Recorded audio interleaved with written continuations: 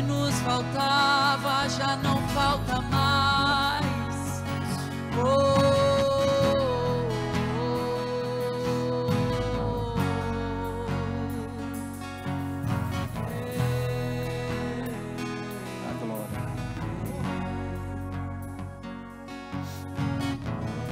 Aleluia, aleluia, aleluia. Pai, nós queremos te agradecer, Senhor, por essa manhã, Pai, preparada para nós, Pai. Estamos aqui, Pai, como seus filhos, para prestar o nosso culto, prestar a nossa adoração, Senhor, e receber de Ti uma boa palavra, Pai. Eu creio, Pai, corações abertos, ouvidos espirituais abertos, Pai, sensíveis à Sua palavra, Senhor. Ilumina, Pai, os olhos para que nós saibamos, Pai, com a esperança do nosso chamamento, a riqueza da glória na herança dos santos, Pai. A suprema grandeza do Seu poder, Pai. Poder esse, Senhor, que ressuscitou Jesus dentre os mortos, Pai. Muito obrigado, Senhor, por essa manhã preparada para nós. Espírito Santo, o Senhor, como sempre, tem liberdade nesse culto. Muito obrigado pela Sua presença dentro de nós e também nós queremos nas Suas manifestações sobre nós, conforme a Sua vontade. Muito obrigado, em nome de Jesus. Em nome de Jesus. Obrigado, gente. Glória a Deus. Bom dia. Graça e paz. Irmã, é de volta. Você volta já já. Pode tomar uma água, já já o senhor volta, por favor. Glória a Deus. Pode acender as luzes, galera. Vocês estão bem? Glória a Deus. Nós estamos nessa manhã, numa manhã de ensino. Amém? Nós estamos naquilo que nós não chamamos nessa igreja, mas poderia assim ser chamado de escola dominical. E hoje nós teremos uma palavra de ensino, o culto de ensino. Amém? E nós vamos falar sobre um tema que considero muito importante, e a palavra do Senhor fala que é importante nós conhecermos sobre isso. É um tema um pouco mais, como é que eu posso dizer? Que a gente fala pouco, eu acho que a gente poderia falar um pouco mais, e eu vou falar hoje sobre a vida após a morte. Amém? Se a vida após a morte, o que acontece após a morte física, para onde vamos, onde estão os que morreram, onde estavam os que morreram antes de Jesus, após Jesus. Nós vamos falar um pouco sobre isso essa manhã, amém? Você vai gostar, não é um assunto chato não, é um assunto muito legal, escatologia. Estudar sobre o tempo do fim é necessário, e o próprio Paulo disse isso. Lá em 1 Tessalonicenses, no capítulo 4, no verso 1, a palavra do Senhor diz assim, 1 Tessalonicenses 4, verso 1, o pessoal pode projetar sempre na ara, amém? Finalmente, irmãos, nós vos rogamos e exortamos no Senhor Jesus, que como de nós recebestes, quando a maneira por que deveis viver e agradar a Deus, e efetivamente estáis fazendo, continueis progredindo cada vez mais. Verso 13, não queremos, porém, irmãos, que sejais ignorantes com respeito aos que dormem, para não vos entristecerdes como os demais, que não têm esperança. Paulo, quando queria chamar a atenção, ele usava essa expressão, não quero que seja ignorância, ele fala isso lá em Coríntios, a respeito dos dons espirituais.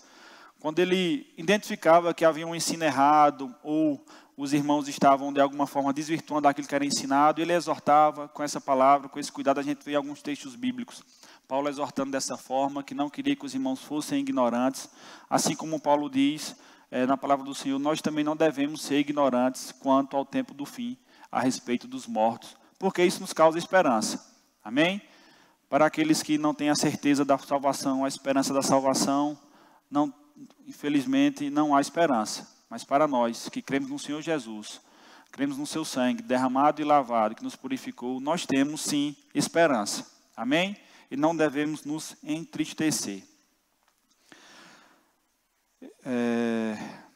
Paulo está falando aqui nesse texto sobre a morte física.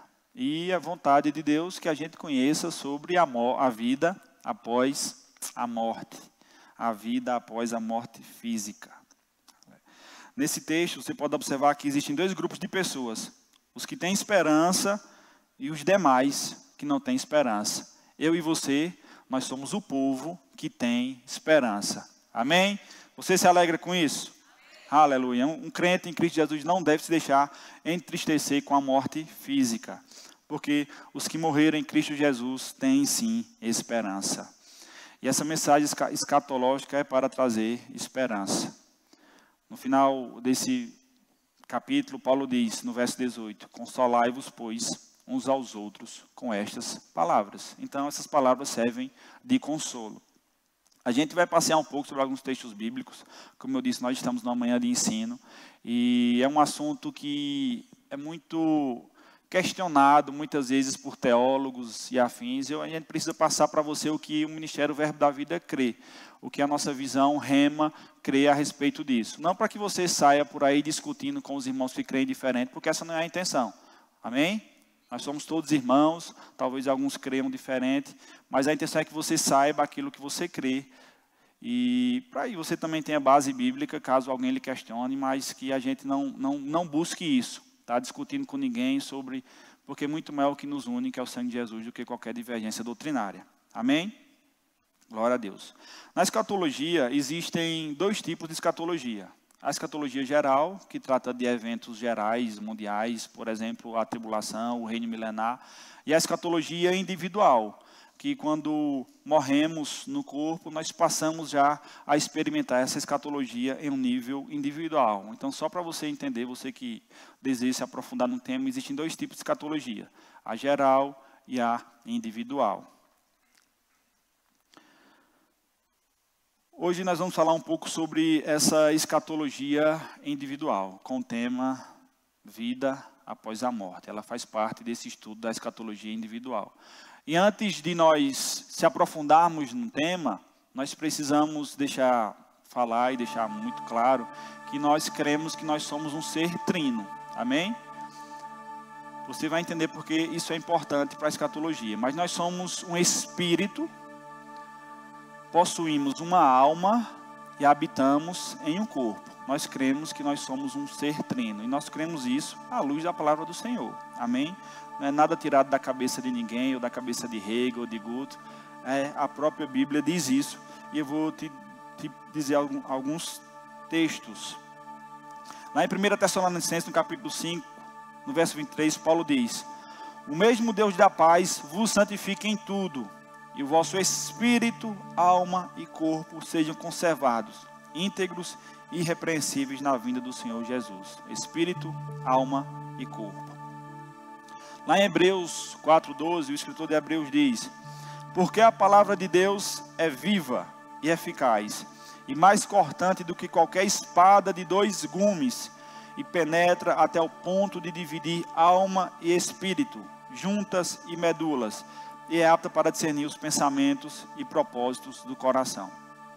Você pode até se perguntar, mas aqui não está falando de corpo, de carne, fala só de alma e espírito, mas juntas e medulas é na carne, amém?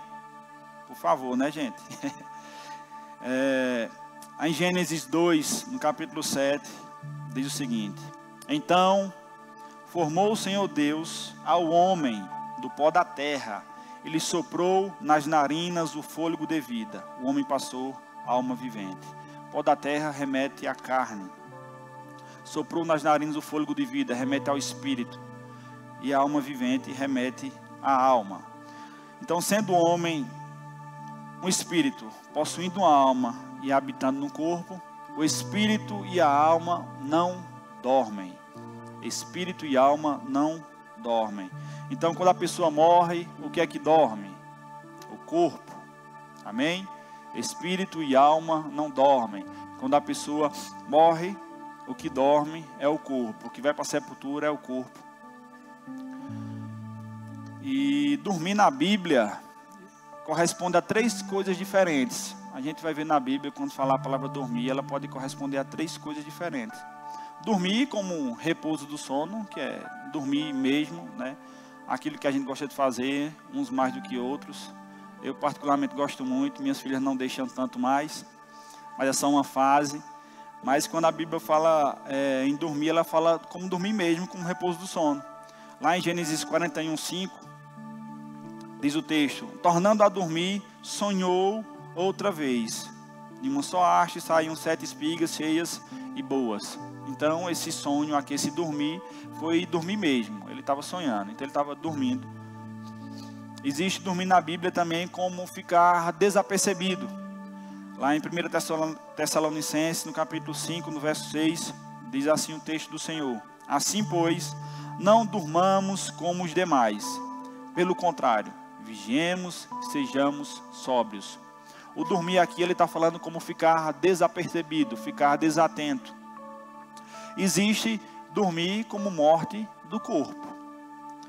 Lá em João, no capítulo 11, no verso 12, texto muito conhecido, a respeito da morte de Lázaro, diz o seguinte: disseram-lhe, pois, os discípulos, a partir do verso 12, Senhor, se dorme, estará salvo. Jesus, porém, falara com respeito à morte de Lázaro, mas eles supunham que tivesse falado do repouso do sono.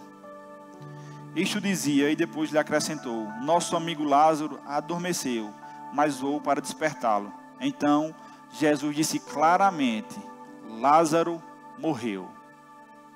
Então na Bíblia a gente vai ver 3 tipos de morte, quando falar de morte. Quando falar de sono, em relação à morte física, em relação a dormir mesmo, ou em relação a ficar desapercebido. Dormindo no sentido de estar desapercebido com aquilo que está acontecendo. E o que é morte? A gente vai chegar já onde eu quero chegar, mas eu preciso dessas bases para a gente ir caminhando com aquilo que a palavra diz. O que é morte? A morte, ela é um dos efeitos da desobediência de Adão. Lá em Romanos, no capítulo 5, no verso 12, a palavra do Senhor diz o seguinte: portanto, assim como por um só homem entrou o pecado no mundo, e pelo pecado a morte, assim também a morte passou a todos os homens, porque todos pecaram.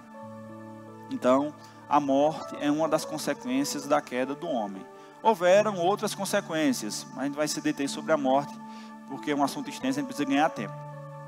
Então, a morte, ela tem alguns efeitos. A morte para o ímpio, que não tem esperança, é o fim.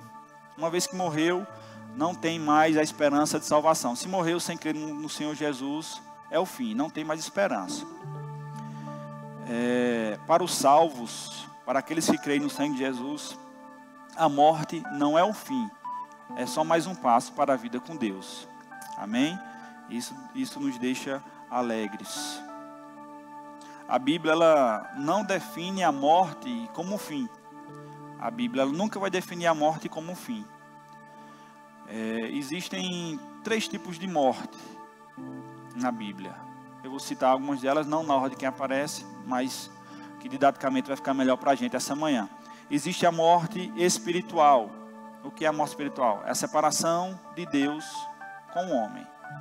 Quando o homem se separa de Deus, quando o homem está separado de Deus, o homem é morto espiritualmente, que foi o que aconteceu com Adão após a queda. E Adão só veio morrer fisicamente muitos centenas de anos após. Mas a morte espiritual ele experimentou no momento da queda. Lá em Isaías 59, 2, só para te dar a base bíblica para isso, diz o seguinte, Isaías 59, verso 2: mas as vossas iniquidades fazem separação entre vós e o vosso Deus, e vossos pecados encobrem o seu rosto de vós, para que vós não ouçam. Não é deixar de existir o Espírito, é estar separado.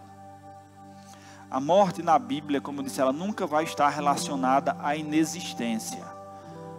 Sempre que a gente ver alguma passagem bíblica falando de morte, ela nunca estará relacionada à inexistência. Ela sempre vai estar relacionada, como eu disse, à separação.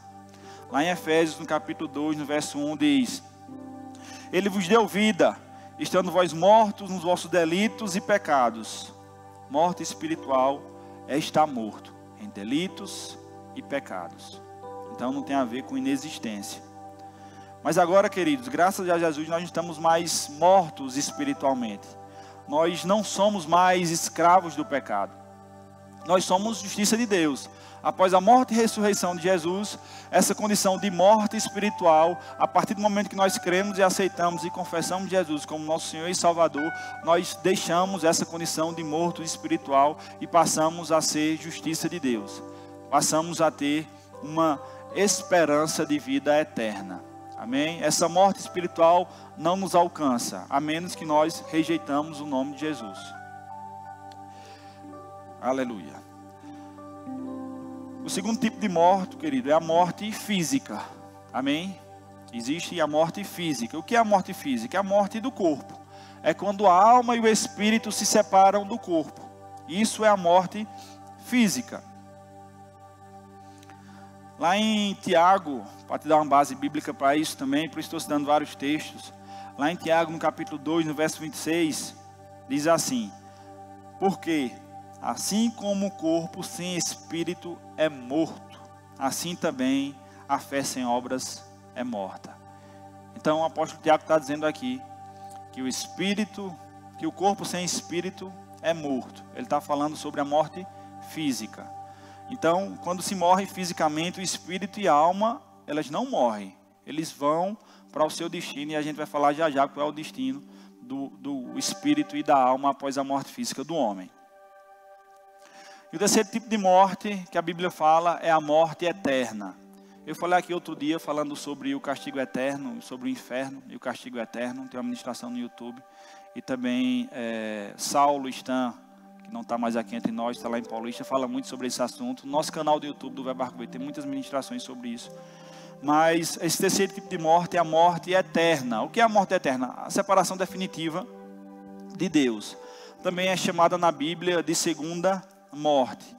É o lago de fogo e enxofre. É o destino final do ímpio.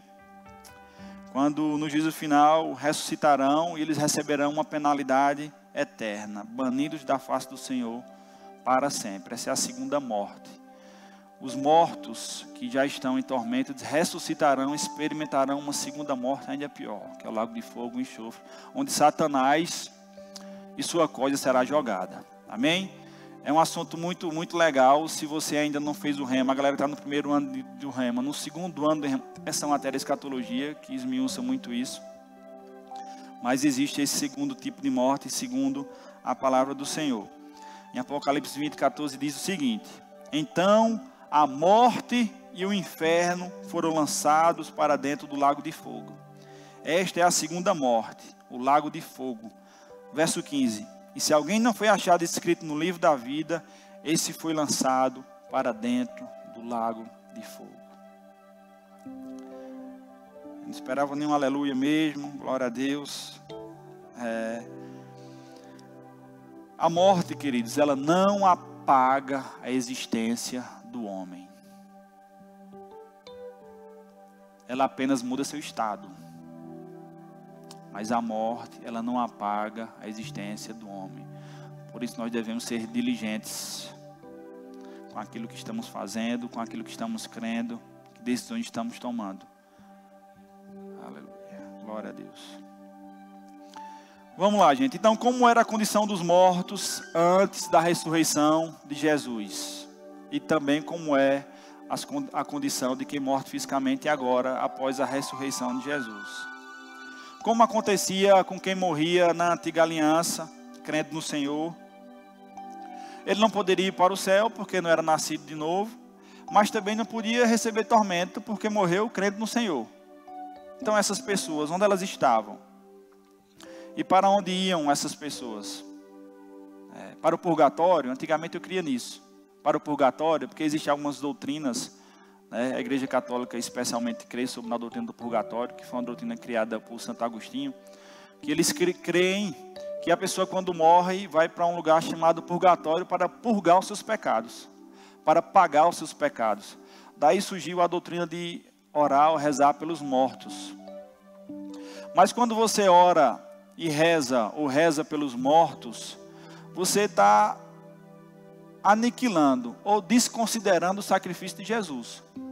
Você está dizendo, em outras palavras, que o sacrifício de Jesus não foi suficiente. Precisa que alguém reze, ore, ou que a própria pessoa vá ao purgatório, pague os seus pecados para ir lá e para o céu. E a morte de Jesus não foi suficiente para isso? Amém? É um problema. E foi daí que surgiu a reforma protestante. Amém? Não estou falando de uma igreja, estou só falando como creio. Porque eu cria assim. Eu cria nessa doutrina que existia um purgatório.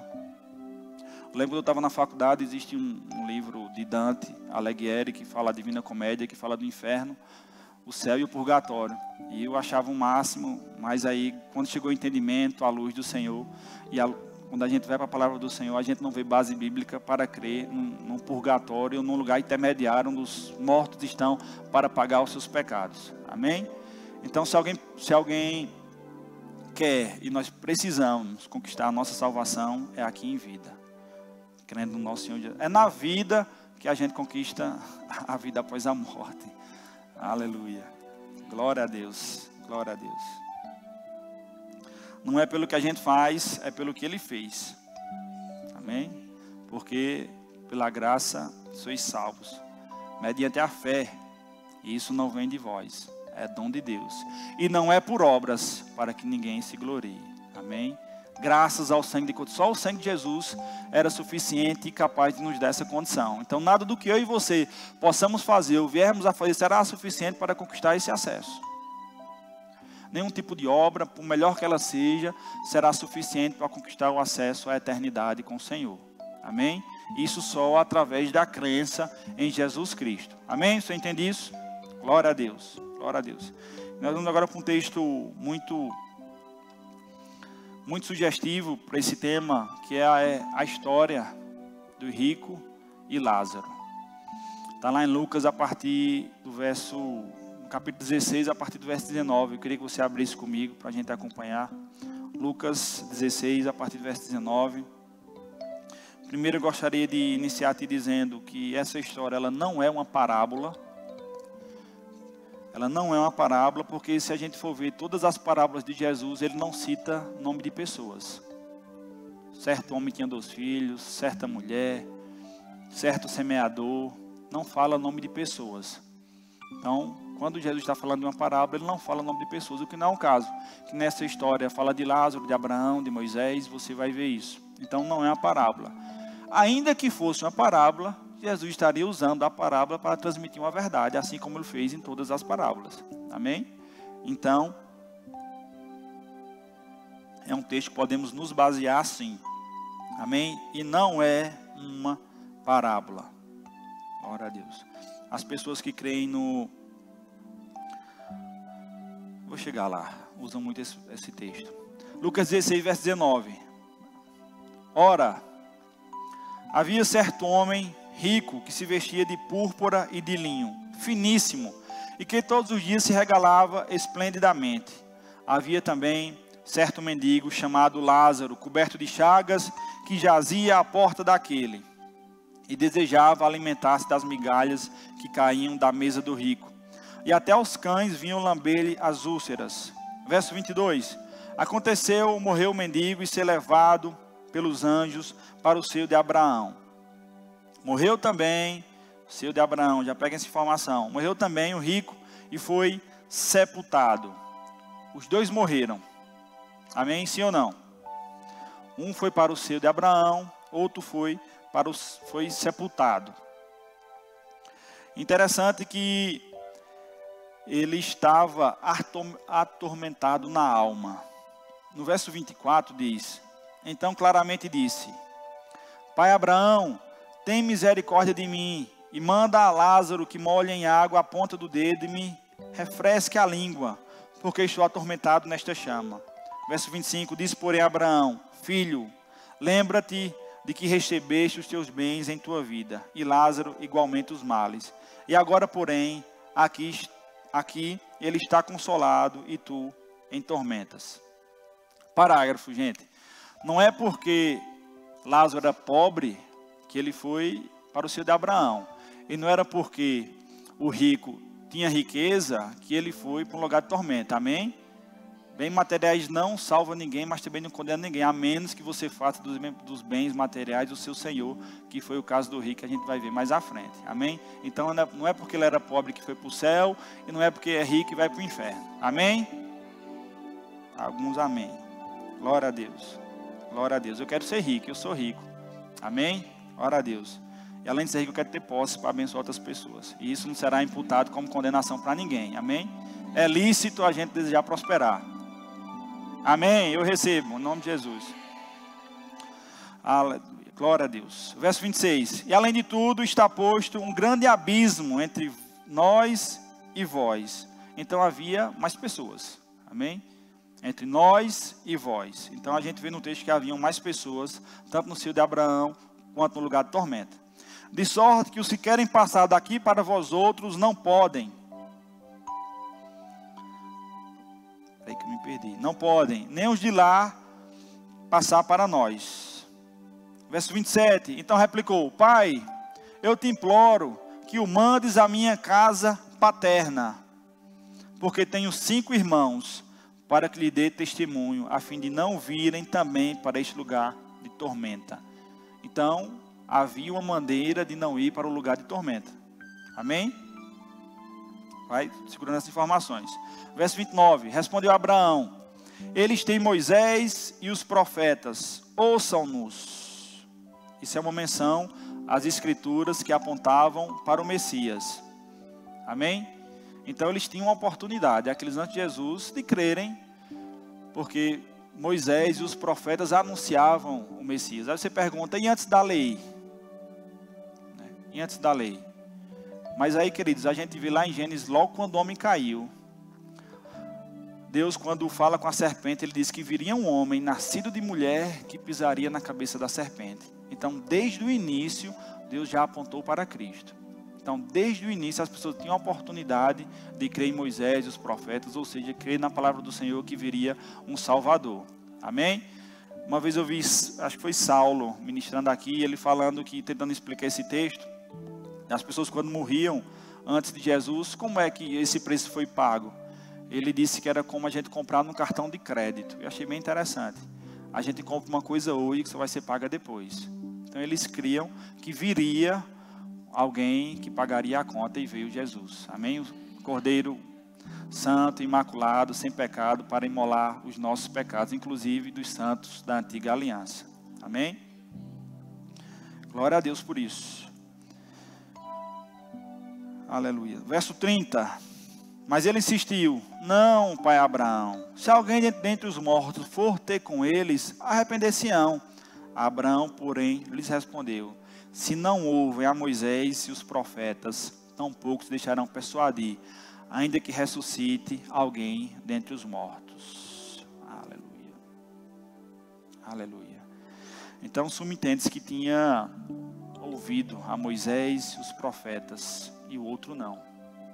A gente subentende que quem estava no seio de Abraão ouviu a Moisés e os profetas, e quem estava no lugar de tormento não ouviam a Moisés e os profetas, ou não ouviam a palavra do Senhor. Quando se refere a Moisés e os profetas, está falando da palavra do Senhor, amém? Daquilo que foi anunciado. E como era o mundo dos mortos antes da ressurreição? Queridos, todos iam para o Hades, o inferno, depende da tradução. Todos iam para os Hades, tanto os salvos quanto os que iam ser condenados ou foram condenados. Só que existia uma diferença lá no Hades, e um lugar separado chamado seio de Abraão, em que não havia tormenta. Você vê no texto que existia um abismo entre eles. Abraão estava no lugar Lázaro estava no seio de Abraão. O que é seio? Um lugar de consolo. Eles estavam consolados. Então os mortos na antiga aliança, que morriam crendo no Senhor, eles estavam no seio de Abraão, então eles tinham consolo, eles estavam consolados. E aqueles que não estavam no lugar de tormento, mas havia um grande abismo entre eles. Então as pessoas que morriam estavam consoladas, não tinham nenhum tipo de sofrimento. E Jesus, queridos, quando ele morre, ele não vai diretamente para o Pai. Tanto é que quando Maria o vê, ele diz: não me detenhas, porque eu ainda não fui para o Pai. Amém? Glória a Deus. E você vai entender por quê. Porque, queridos, Jesus desceu ao Hades.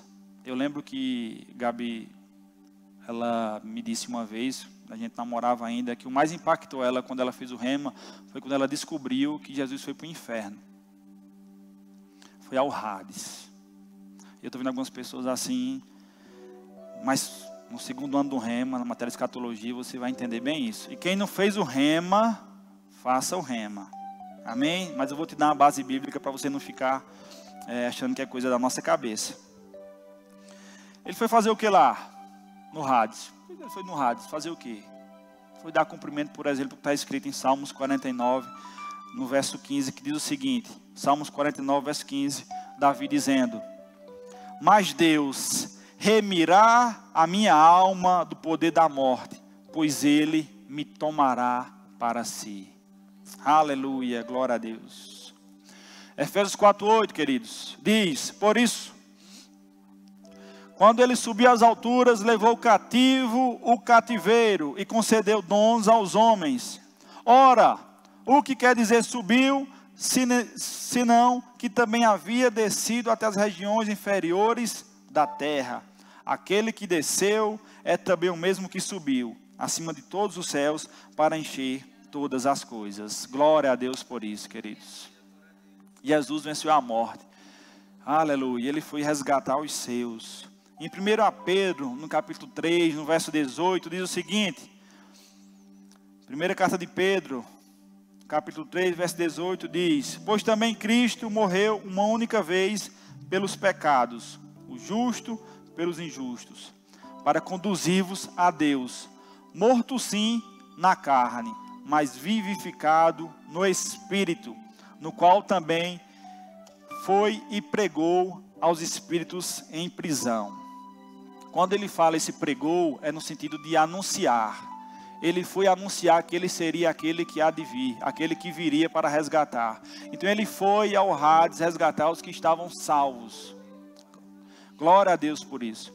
Eu gosto de fazer esse exercício, já falei aqui uma vez, quando eu falei da morte e o castigo eterno, que eu fico imaginando o que acontecia antes da morte e ressurreição de Jesus, ele no Hades. Porque a gente vê aqui no texto, né, que eles tinham consciência. Amém? Tinham consciência. Tanto é que o rico pediu para Abraão mandar alguém para falar com os 5 irmãos. Então ele sabia que tinha 5 irmãos. Então ele tinha consciência. Amém? Eu fico pensando se eles tinham consciência quando chegava alguém salvo no seio de Abraão. Eu fico imaginando quando Isaías, por exemplo, chegou e anunciou lá no seio de Abraão que tinha recebido do Senhor que o Messias viria. E como ele viria. Mas ainda, quando João Batista, não sei se João Batista chegou primeiro ou José, o pai de Jesus, chegou primeiro, não sei, a Bíblia não fala em que momento José morreu. Mas eu fico pensando em José, quando chegou no seio de Abraão, e dizer, ele nasceu. Ele nasceu. Nascido de mulher, como Deus disse. Aleluia. E ele está cumprindo a obra. Glória a Deus. Glória a Deus. E João Batista, quando chegou, disse, eu anunciei. Eu abri caminho para ele. Eu imagino a expectativa e a esperança daquele povo. Ele está vindo, ele está chegando. Eu fico imaginando, a Bíblia não fala, você imagina comigo se você quiser. Lázaro lá no seio de Abraão. E Jesus gritando, Lázaro, vem. Lázaro, vem. Eu fico imaginando a expectativa daquele povo, meu irmão. De que seriam resgatados. Que a promessa na qual eles creram e foi pregada e anunciada com muito sacrifício. Muitos pagaram. Mas tinham esperança que viver eternamente com o Senhor era muito melhor do que qualquer sacrifício humano. Aleluia. Glória a Deus por isso. Aleluia. Jesus não foi vítima da morte. Jesus não foi vítima da morte. Ele venceu. Venceu por dentro. Levou cativo o cativeiro. Aleluia. Expôs publicamente principados e potestades. Foi isso que ele fez. O Todo-Poderoso. Aleluia. A morte não pôde deter o nosso Salvador, queridos. Aleluia. Aleluia. E a morte física não é um fim para nós. É só mais um passo para a eternidade. Aleluia. Aleluia. Aleluia. Então os que morreram crendo em Moisés e nos profetas, como diz, foram levados após a ressurreição de Cristo para estar com eles nos céus. Então, o Espírito e a alma estão com o Senhor no céu. Amém? Então, como é o Hades hoje? O Hades hoje. Jesus levou os que estavam cativos. Como é o Hades hoje? o Hades continua sendo um local de tormenta. Para onde vão os ímpios, para onde vão as pessoas que não creem em Jesus Cristo. O Hades continua lá e só vai ser inaugurado o lago de fogo e enxofre após a ressurreição de todos. Será inaugurado, como eu disse já, o lago de fogo e enxofre. Então o Hades hoje continua funcionando como local de tormenta. Amém? Ninguém quer dizer amém, né? Aleluia. Ainda bem que dizem que é só uma parábola, né? Tem um amigo meu que diz confia. Confia. Aleluia. Glória a Deus. Após a morte e ressurreição de Jesus Cristo, houve uma mudança, queridos. E Paulo disse isso. Paulo não tinha a expectativa de ir para o seio de Abraão. Paulo tinha a expectativa de ir para o que está escrito em 2 Coríntios, no capítulo 5, no verso 8. Diz o seguinte, versículo 8 do capítulo 5 da segunda carta de Paulo aos Coríntios diz: entretanto, estamos em plena confiança, preferindo deixar o corpo e habitar com o Senhor. Aleluia. A expectativa de Paulo era deixar o corpo e imediatamente habitar com o Senhor. Amém? É o que diz o texto da Bíblia, queridos. O corpo vai para a sepultura e o espírito e a alma vai para o Senhor. Amém? E consciente. Glória a Deus. Em Filipenses 1:23, eu estou dando base, queridos. Dando base. Como eu disse, não para você sair questionando por aí quem crê diferente, mas para a gente ter base bíblica quando formos questionados e a gente entender a nossa posição. Em Filipenses capítulo 1, verso 23 diz: ora, de um e de outro lado estou constrangido, tendo o desejo de partir e estar com Cristo, o que é incomparavelmente melhor. Porquanto, para mim, o viver é Cristo e o morrer é lucro. Entretanto, se viver na carne traz fruto para o meu trabalho, já não sei o que hei de escolher. Glória a Deus. Imagina aí o conflito de Paulo. Tinha uma missão para cumprir, anunciar o evangelho. Se ficasse vivo, seria útil para a obra do Senhor, mas a vontade era incomparavelmente melhor estar com o Senhor. E Paulo viveu isso, essa expectativa. Amém? Glória a Deus. Nós também temos essa expectativa, queridos. Nós estamos aqui, nós temos uma obra a cumprir. Todos nós temos algo a fazer pelo reino de Deus. Deus confiou a todos nós dons e talentos, chamados, propósitos, nós devemos cumprir. Porque nós não sabemos quando iremos estar com o Senhor. Amém? Isso nos traz esperança. É para nos trazer esperança, que nós será incomparavelmente melhor, como disse Paulo. Mas se nós, enquanto estivermos aqui, deixarmos de cumprir aquilo que Deus nos confiou, haverá dano. Talvez não para a gente, porque a gente creu, mas dano para outras pessoas que não foram alcançadas. E talvez o não cumprir o nosso propósito seja determinante para alguém ir para o inferno. Você já parou para pensar nisso? O fato de você não estar fazendo o que foi chamado para fazer pode ser determinante para alguém ir para o inferno. É forte. Aleluia.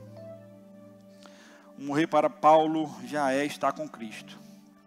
Em Atos dos Apóstolos, no capítulo 7, no verso 55, eu gosto muito desse texto, que é um texto da morte de Estevão. Gosto porque para mim ele é muito claro em relação a isso, para onde vão os mortos.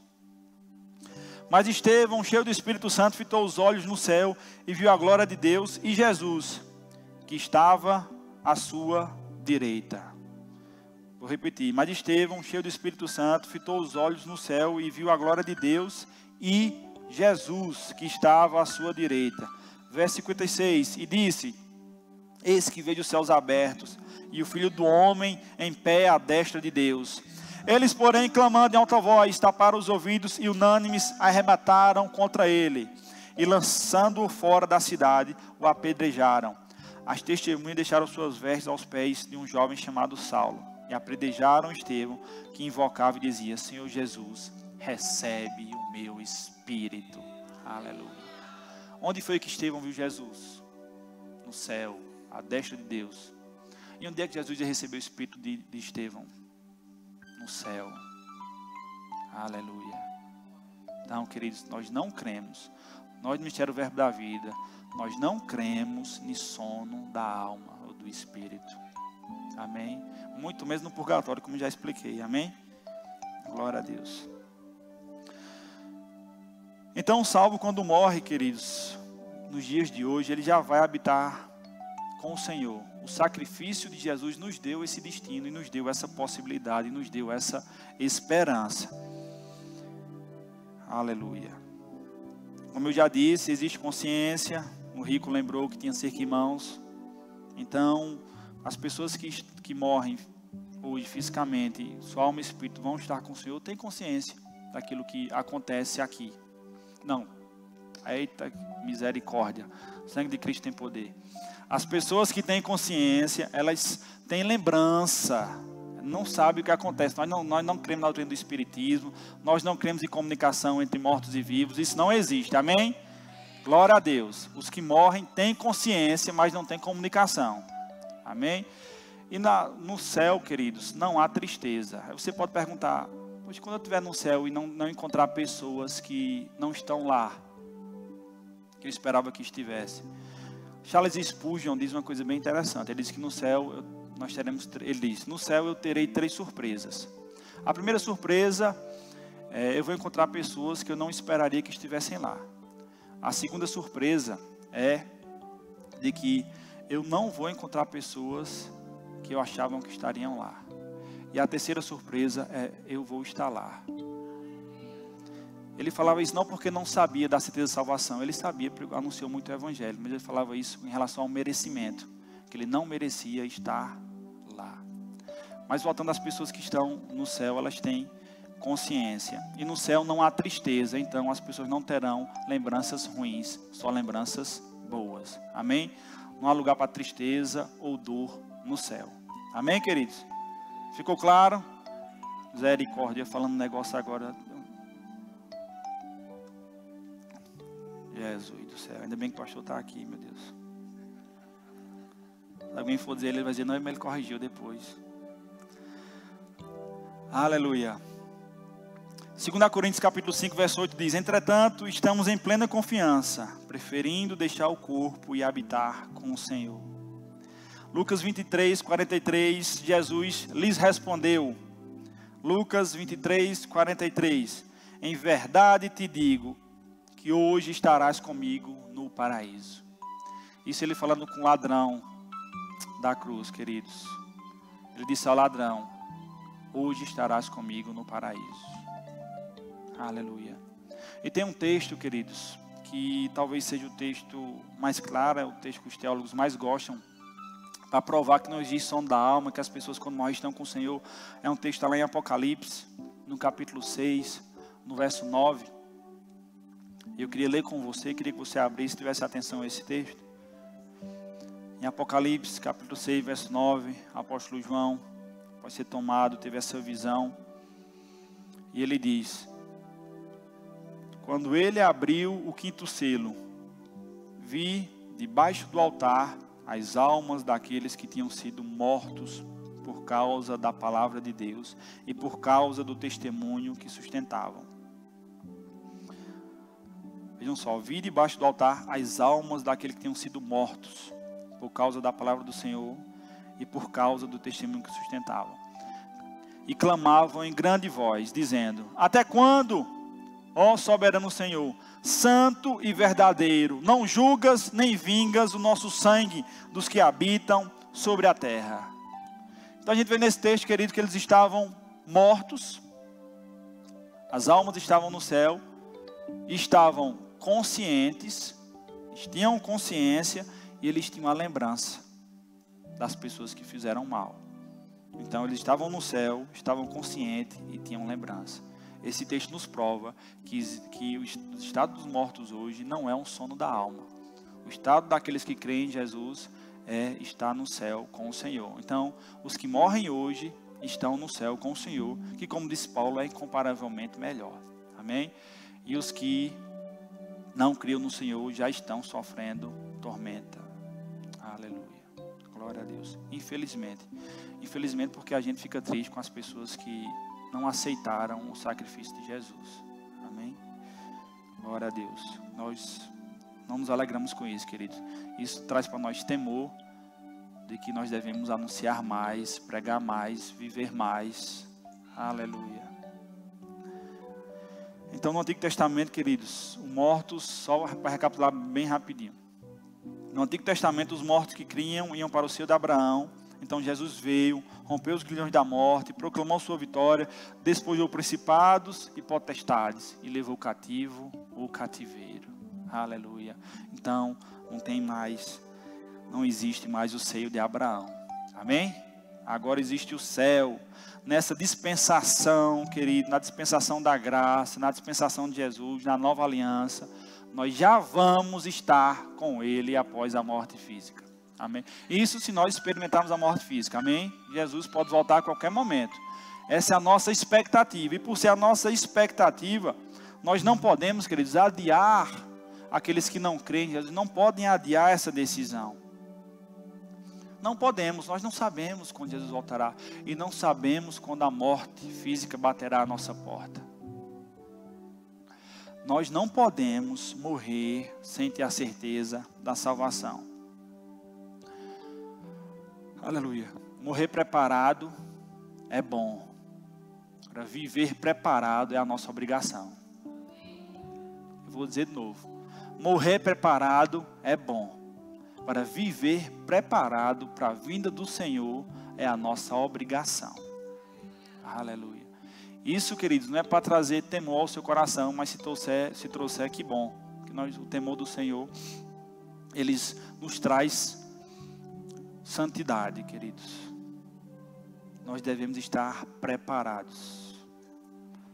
Porque nós cremos que uma vez salvo, não é salvo para sempre. Diligentes, queridos, devemos ser diligentes.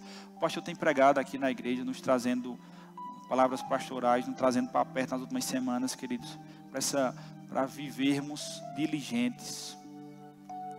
Porque nós somos, queridos irmãos, né? Nós estamos aqui, nós temos uma boa igreja, recebemos uma boa palavra, temos nosso conforto, mas nós somos a eclésia também, chamados para fora. E esses chamados para fora, queridos, é muito mais. Eu já disse uma vez aqui pregando, os chamados para fora, eu creio, isso é uma crença pessoal minha, os chamados para fora é muito mais do que como vivemos, do que como pregamos. Eu digo isso pela minha família, como exemplo. Eu não consegui convencer meu pai, mas eu vivendo, eu consegui. Então, os chamados para fora tem muito mais a ver com o procedimento, com o caráter, com viver como Cristo, sendo temperante, sendo honesto, hospitaleiro.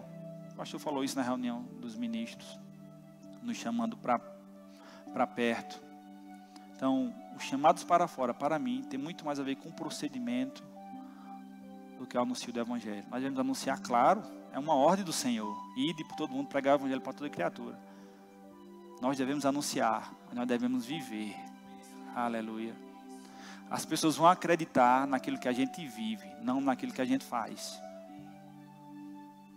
Não naquilo que a gente fala. Obrigado, pastor. As pessoas vão acreditar naquilo que a gente faz, não naquilo que a gente fala. Porque se a gente falar o que não prega, vai ser em vão. E se a gente viver o que não fala, pode alcançar. Qual é o ideal? Viver e pregar. Amém? Glória a Deus. Esse é o nosso chamado, queridos. Aleluia.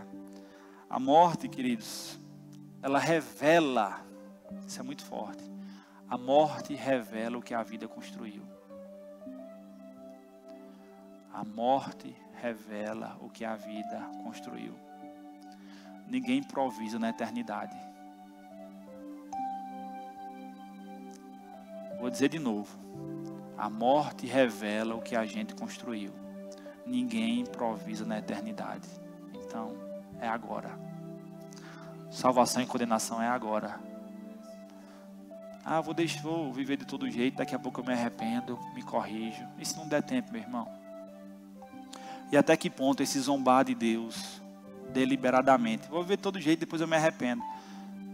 Até que ponto a misericórdia de Deus alcança? Ela é a causa que nós não sermos consumidos, é verdade. Se renova a cada manhã, é verdade. Mas eu viver uma vida de todo jeito, eu vou viver aqui de todo jeito. Se eu tiver velhinho, não tiver mais nenhum desejo, tem que criança. Não é nenhum desejo sexual, estou velho já, eu vou deixar de adulterar. Já estou velho, eu me arrependo e está tudo certo, e vou viver uma vida de pecado agora. Até que ponto esse deliberadamente pecado? Eu não sei. Mas o que eu sei que nós devemos viver diligentemente, como a palavra do Senhor nos orienta a viver. Aí se eu pecar, ele é misericordioso.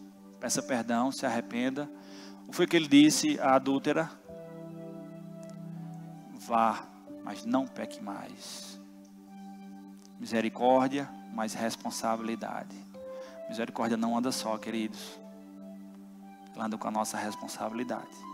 Amém? Glória a Deus. Se a sua vida terminasse hoje, onde você ia despertar? Com Jesus ou no lugar de tormento? É uma decisão para hoje. É uma decisão para amanhã. E dizendo isso, eu queria perguntar se tem alguém nessa manhã que nunca fez Jesus como seu Senhor e Salvador. Nunca disse o sim para Ele. Se você não tem certeza, queridos, da eternidade com Cristo, você precisa tomar essa decisão. Você precisa dizer publicamente um sim para Jesus. Essa é a vontade dele, queridos. Foi por isso que Ele morreu. Ele morreu por todos. Para que todos. Ele disse, na casa do meu Pai tem muitas moradas. Não foi para alguns, foi para todos. Se você está aqui nessa manhã e nunca fez essa confissão pública de Jesus como seu Senhor e Salvador e deseja fazer isso, você pode fazer um sinal com a tua mão que a gente vai orar por você, querido.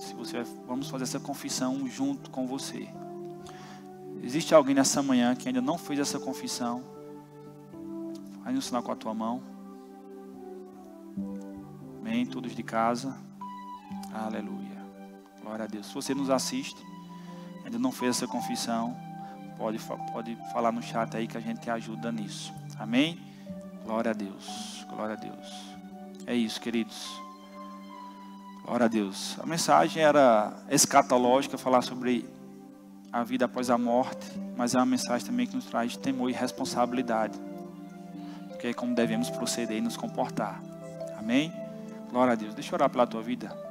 Se tem alguém enfermo também essa manhã, pode receber sua cura que a gente vai orar. Amém? Pai, muito obrigado, Senhor. Como embaixador do Evangelho de Cristo, eu declaro cura, saúde divina sobre a vida de todos os irmãos aqui presentes, Pai. Nenhum tipo de enfermidade, Senhor, tem legalidade sobre os seus corpos, Pai. A sua palavra diz que pelas pisaduras de Cristo, nós fomos sarados e curados. Eu declaro que nenhuma enfermidade tem legalidade sobre o corpo dos meus irmãos. Eu declaro cura em nome de Jesus. Eu oro também, Pai, por uma semana abençoada, Pai. Oro, Pai, para que eles vivam o verdadeiro Evangelho de Cristo, Pai, com entendimento, Pai, com o temor do Senhor, Senhor.